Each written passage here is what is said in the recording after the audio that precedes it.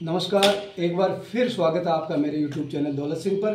तो आज हम वहाँ खड़े हैं डाबड़ी की जो बेटियाँ जिन्होंने रिकॉर्ड कायम किया है, अभी तक का डाबड़ी का जो रिकॉर्ड है परसेंटेज में, वो इन्होंने ब्रेक किया है। तो मैं आप लोगों से भी मिलाऊंगा, इनसे बातचीत करेंगे। तो मैं बताता हूँ कि डाबड़ी में आज तक 95 से ऊपर कभी नहीं बने। डाबड़ी की लाडली बेटियों ने 12वीं का जो रिजल्ट आया था उन्होंने इतिहास रचा है। 4 बेटियां 90 से अबव है और एक जो बेटी हमारे सामने बैठी है, इसे बात करेंगे। खुशबू राज्य मेरिट में 13वीं रैंक पर है ये। तो चलिए इनसे बात करते हैं। नमस्कार, आपका स्वागत है मेरे YouTube चैनल पर। तो सबसे पहले बात करते हैं, खुशबू आप अपना परिचय दीजिए। मेरा नाम खुशबू कंवर है। मेरे पिताजी का नाम गजराज सिंह है। मैंने अभी 12th class Tagore senior secondary school Nimbijodha से की है और मेरे 12th क्लास में 97.60% बने हैं। 97.60% इसके बने। बहुत बहुत बधाई हो, मेरी ओर से आपको बहुत बहुत शुभकामनाएं। तो खुशबू बेटा, ये बताओ कि कितनी मेहनत करनी पड़ती है और कैसे कैसे मेहनत करके आपने ये जो अचीवमेंट है वो लिया है? कोई फिक्स नहीं है, सबका दिमाग अलग अलग होता है। तो जिसको मतलब कम याद रहता है उसको ज़्यादा मेहनत की ज़रूरत होती है। मेरे 6 घंटे पढ़ के आगे इतने। अरे लगभग 6 घंटे रोजाना पढ़ते। तो रोज 6 घंटे, इन्होंने बताया कि 6 घंटे में रोज मेहनत करती थी। और सबका जो दिमाग है उसकी कैचअप करने की पावर अलग अलग होती है। तो कोई 5 घंटे में, कोई 10 घंटे में, कोई 4 घंटे में। तो कहने का मतलब है कंटिन्यूटी आपको पढ़ना ही पड़ेगा।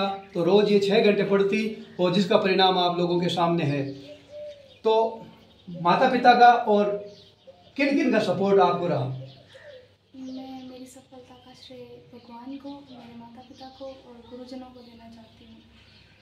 मतलब माता पिता ने कभी प्रेशर नहीं डाला कि इतने ही बनाने हैं, इतने नहीं होगा। उनका बोलना था कि बस पढ़ते रहो। यानी कि इनका कहना कि कभी मेरे ऊपर प्रेशर नहीं डाला कि इतने परसेंट आने ही चाहिए। उन्होंने फ्री माइंड यही कहा कि तुझे केवल और केवल मेहनत करनी है और मेहनत पे ही ध्यान देना है, बाकी चीज़ें अपने आप है ऊपर वाले के ऊपर छोड़ दो। तो इन्होंने बड़ी शानदार मेहनत करी है और शानदार रिजल्ट हमें दिया है। इसके लिए बहुत बहुत बधाई की पात्र है। अब बात करते हैं जो 93.60 जिसके नंबर आए हैं, दीक्षा, उससे बात करते हैं। दीक्षा, आपका भी स्वागत मेरे YouTube चैनल पर। तो आप बताइए आपने कितनी मेहनत करी है? मैंने तो 6 घंटे एकदम कंसंट्रेट होकर पढ़ाई की थी और लगभग जो भी टैगोर में टेस्ट होते थे सारे अटेम्प्ट किए थे और मेहनत लगभग 6 घंटे की थी और उसी के हिसाब से मेरे परसेंटेज बन गए।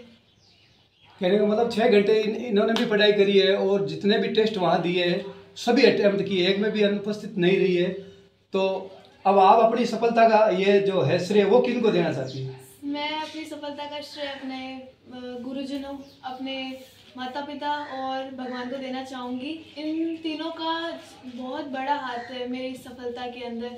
गुरुजनों ने बहुत ज़्यादा मोटिवेट किया है, हमें आगे बढ़ने के लिए प्रेरित कर दिया और उन्होंने हमेशा यही कहा कि बस आप पढ़ते रहो, अपने नॉलेज को इम्प्रूव करते रहो। और माता पिता ने भी बहुत ज़्यादा सपोर्ट किया। उन्होंने बस यही कहा कि तुम मेहनत करते रहो, आगे तुम्हारी सफलता अपने आप आ जाएगी। कभी माता पिता ने ऐसा तो नहीं कहा कि क्या लड़की है, क्या करेगी पढ़कर, यही चौका बुआरी करना है, ऐसा तो कभी नहीं कहा? नहीं नहीं, मेरे मम्मी तो मुझसे काम भी बहुत कम करवाती थी और मुझे हमेशा यही कहती थी कि बस तू पढ़ती रहे। क्योंकि लगभग गाँव में यही सोच होती है कि भाई लड़की को पढ़ाकर क्या करेंगे, ज़्यादा से ज़्यादा क्या करेंगे, पोछा बुआरी करना है, ये गोबर पोते करने हैं, आगे जाके यही काम करना है। ऐसी सोच तो आपके घर वालों को नहीं रही होगी? हमारे घर क्या वाले कुछ ऐसी सोच रही? हाँ, तो क्या है कि ये ग्रामीण परिवेश में ऐसी सोचें होती है कि आगे जाके क्या करोगे, नौकरियां आपको करनी नहीं है, यही काम करना है। तो अब ये बताओ आपका ड्रीम क्या है, सपने क्या है, अब आप आगे जाके क्या करोगे? मेरा ड्रीम सिविल सर्विस का है और मैं बस अभी 12th होने के बाद अपनी ग्रेजुएशन करूंगी और उसके बाद अपने ड्रीम के लिए आगे तैयारी करूंगी। मेरी ओर से आपको बेस्ट विशेष। खुशबू, तुम्हारा क्या सपना है? मुझे इंजीनियरिंग करनी है। इंजीनियरिंग करनी है और आगे क्या बनना है? इंजीनियर बनना है। ये इंजीनियरिंग की पढ़ाई करना चाहती है और इंजीनियर बनना चाहती है। एक लाडली बेटी हमारे पास और आई अभी, इसके भी 90+ है तो स्वागत है उसका भी मेरे यूट्यूब चैनल पर। आप अपना परिचय दिए बेटा। मेरा नाम डिम्पल कमर है और मैं टैगोर स्कूल में पढ़ती थी इनके साथ ही, और 12th आर्ट्स मेरा सब्जेक्ट है। अच्छा, तो ये तीनों जो बेटियां हैं वो टैगोर पब्लिक स्कूल निम्बिजोदा में पढ़ती थी और सभी ने अच्छे अंक अर्जित किए हैं। तो आप कितने घंटे मेहनत करती थी, कितने घंटे पढ़ाई करती थी? ज़्यादा नहीं, जैसे ऐसा होता था मन करता था कि ना अब पढ़ ले, जितना मन होता था उसी में पढ़ाई होती थी। ज़बरदस्ती पढ़ती तो इससे मन भी नहीं होता था और दिमाग में कुछ बैठता भी नहीं था। यानी जितना मन से पढ़ाई करोगे ना वही आपके काम आएगा, जबरदस्ती बिठाया हुआ आपके काम नहीं आता है। तो आप अपनी सफलता का जो ये श्रेय है वो किन को देना चाहते हैं? मेरे स्कूल में कुछ टीचर्स थे जो डिमोटिवेट करते थे कि आप में ना हिम्मत होनी चाहिए टैगोर टीम को घर बुलाने की। फिर कुछ लड़कियों से मेरा कंपटीशन भी होता था क्लास में, और फिर मेरे भाई साहब है ना, उन्होंने भी मेरा बहुत सपोर्ट किया। वो रात को फ़ोन करके जगाते थे कि तू ऐसे पढ़ ले, तेरे को बेस्ट लेना है। यानी घर वालों का पूरा सपोर्ट रहा। कभी ये तो नहीं कहा कि लड़कियां हैं क्या करोगे आगे जाके पढ़ के, जितना पढ़ लिया उतना ठीक है? ऐसा नहीं कहा, उन्होंने बोला कि काम तो सभी लड़कियां करती है, आप अपने पैरों पे खड़े हो। बिल्कुल बिल्कुल, यानी आप अपने पैरों पे खड़े होगे तो किसी के ऊपर डिपेंड नहीं रहोगे, किसी के ऊपर आश्रित नहीं रहोगे। इसलिए पढ़ाई करना जरूरी है। आज के इस युग में तो पढ़ाई सबसे ज्यादा इम्पोर्टेंट है। पढ़ाई को यानी ये शिक्षा है, उसको कोई बंटवारा भी नहीं कर सकता। ये जो आपने अर्जित करी है वो आपकी ही रहेगी। आपका क्या सपना, आगे जाके क्या बनोगे? कॉलेज में लेक्चरर। अच्छा, कॉलेज लेक्चरर बनने की संभावना है आपकी। तो मेरी भी आपको यही विशेष है कि आपकी भगवान मनोकामना जल्द से जल्द पूर्ण करे। अब आप आने वाली जो पीढ़ी है, आपकी जो छोटे बहनें हैं या 10वीं बोर्ड है या 12वीं में जो अब एग्जाम देंगे, उनके लिए क्या संदेश देना चाहते हो?